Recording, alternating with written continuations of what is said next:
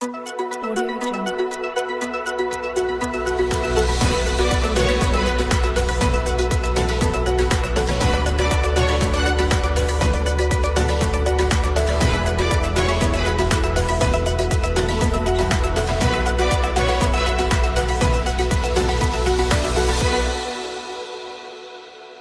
2002 से 2011 के दौरान 100 किश्तों में, अलग अलग किश्तों में कांग्रेस पार्टी ने इस अखबार को ऋण दिया, 90 करोड़ का ऋण दिया। लेकिन एसोसिएटेड जर्नल्स, जो कि नेशनल हेराल्ड अखबार निकालता है, उसकी जो प्रॉपर्टीज हैं वो तमाम अभी भी एसोसिएटेड जर्नल्स के ही नाम पर रहेंगी, उन्हीं की हैं। लेकिन यह सच आप सबके सामने आना जरूरी है कि किस तरह से ये सताने की कोशिश कर रहे हैं, उन आवाजों को दबाने की कोशिश कर रहे हैं जिन आवाजों से नरेंद्र मोदी आज भी डरते हैं। नमस्कार दोस्तों, आज संडे को आप सबको तकलीफ दी, उसके लिए पहले माफी। लेकिन बड़ा महत्वपूर्ण मुद्दा है,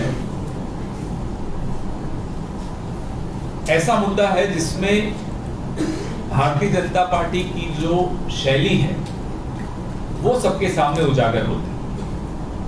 हमारे स्वतंत्रता आंदोलन के इतिहास के साथ जुड़ा एक अखबार नेशनल हेराल्ड, जिसका नाम 1937 में यह अखबार शुरू किया गया।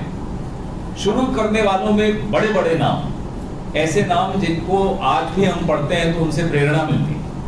पंडित जवाहरलाल नेहरू, पुरुषोत्तम दास जी टंडन, सरदार पटेल साहब, रफी अहमद किदवई, ऐसे अनेक हमारे नेता, इस देश के नेता, वो किसी पार्टी से भी बहुत बड़े नेता, पूरे देश के नेता, इन लोगों ने 1937 में ये अखबार शुरू किया।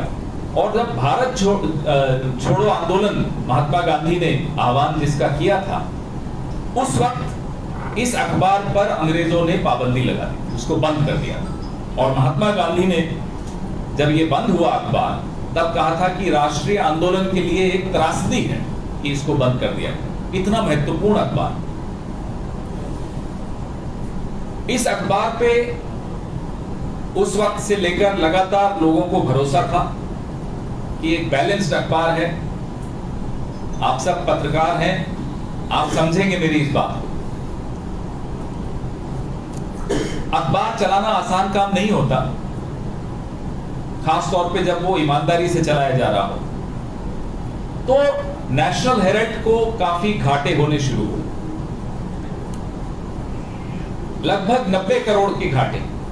ये जानकारी आपके साथ साझा करना इसलिए जरूरी है क्योंकि जिस तरह से एक व्हाट्सएप यूनिवर्सिटी के फॉरवर्ड आते हैं, अफवाहें फैलाई जाती हैं, झूठ फैलाए जाते हैं और सच कहीं दब जाता है, तो सच आपके सामने लाना बहुत जरूरी है। 90 करोड़ के जो ऋण थे, जो उन पर कर्जा हो गया था, वो क्या था? तनख्वाहें पत्रकारों की, कर्मचारियों की, बिजली के बिल, किराए, वो जो खर्चे होते हैं किसी भी अखबार को या किसी भी व्यवसाय को भी चलाने के लिए। 2002 से 2011 के दौरान 100 किश्तों में, अलग अलग किश्तों में कांग्रेस पार्टी ने इस अखबार को ऋण दिया, 90 करोड़ का ऋण दिया, ताकि ये सारी तनख्वाहें दे सके, अपना कर्जे से बाहर आ सके। 100 किश्तों में 90 करोड़ एक राजनीतिक दल ने एक ऐसी अखबार को दिया जो लगभग उसकी और भारत की विचारधारा की अखबार थी, जिसका एक अपना एक इतिहास था, जो इस देश को विरासत में मिली थी। ये एक ऐसी अखबार थी जिसका पूरा विश्व आजादी के आंदोलन से पहले इस अखबार को पढ़ के उसको समझ में आता था कि इस देश में क्या हो रहा है। कोई ऐसा कानून साथियों है नहीं कि राजनीतिक दल इस तरह का ऋण नहीं दे सकता, ऐसा कोई कानून नहीं। सुब्रमण्यम स्वामी नाम के एक नाराज भाजपा के नेता हैं, आजकल भाजपा से नाराज हैं। उन्होंने एक चिट्ठी लिखी, हमारे खिलाफ शिकायत की चुनाव आयोग को कि ये ऋण जो है गैर कानूनी है। उस चिट्ठी के जवाब में चुनाव आयोग ने सुब्रमण्यम स्वामी को लिखा और कहा कि ऐसा कोई प्रावधान नहीं है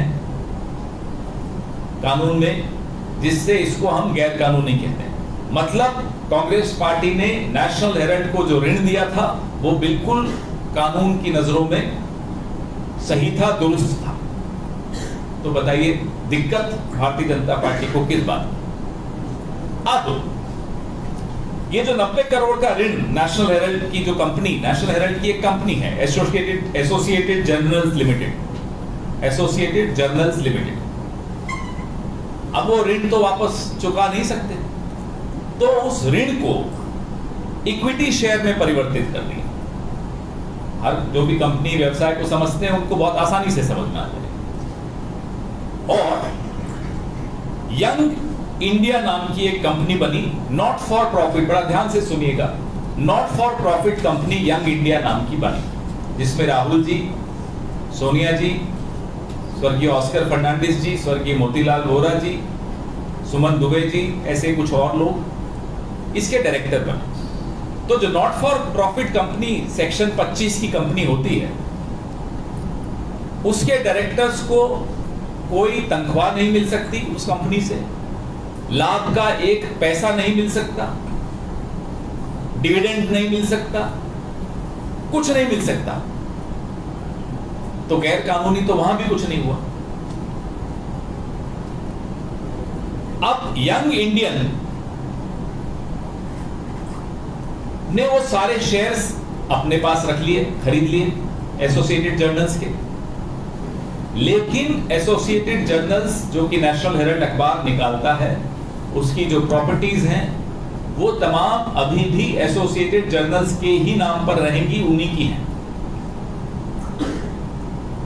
हम लोगों ने पहले सोचा कि कहीं कोई गलती हो गई हो, बहुत खंगाला, कई वकीलों से बात की, एक इतना गैर कानूनी काम नहीं हुआ। लेकिन ये जो बदलाव की राजनीति लाने का नाम लेकर आए, ये सिर्फ और सिर्फ बदला लेने के लिए आए।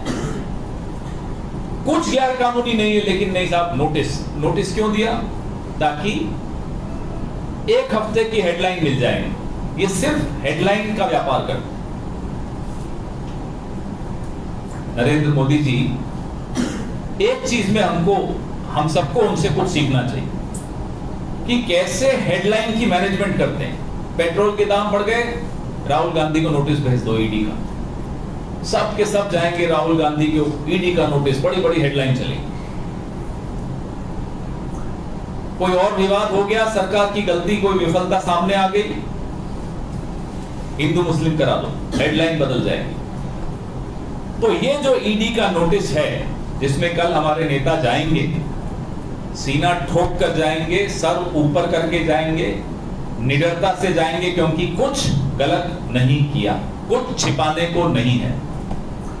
लेकिन यह सच आप सबके सामने आना जरूरी है कि किस तरह से ये सताने की कोशिश कर रहे हैं, उन आवाजों को दबाने की कोशिश कर रहे हैं जिन आवाजों से नरेंद्र मोदी आज भी डरते हैं।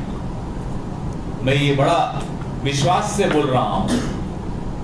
मैंने बहुत नेता देखे हैं, अलग अलग पार्टी के नेता देखे हैं, इतना बड़ा कायर नेता मैंने नहीं देखा। ऐसा डर, क्योंकि राहुल गांधी आंखों में आंखें डाल के उनसे सवाल पूछने की हिम्मत रखते हैं, क्योंकि राहुल गांधी के पास छिपाने के लिए कुछ नहीं है, क्योंकि राहुल गांधी ने समझौतावाद नहीं किया, क्योंकि राहुल गांधी को आप कहीं भी दबा नहीं सकते हो। तो आप इस तरह से उनकी छवि को धूमिल करो, और छवि धूमिल करने में अरबों रुपए खर्च कर चुकी है भारतीय जनता। वो हम सब जानते हैं क्या किया। लेकिन हम आपको यह भरोसा दिलाते हैं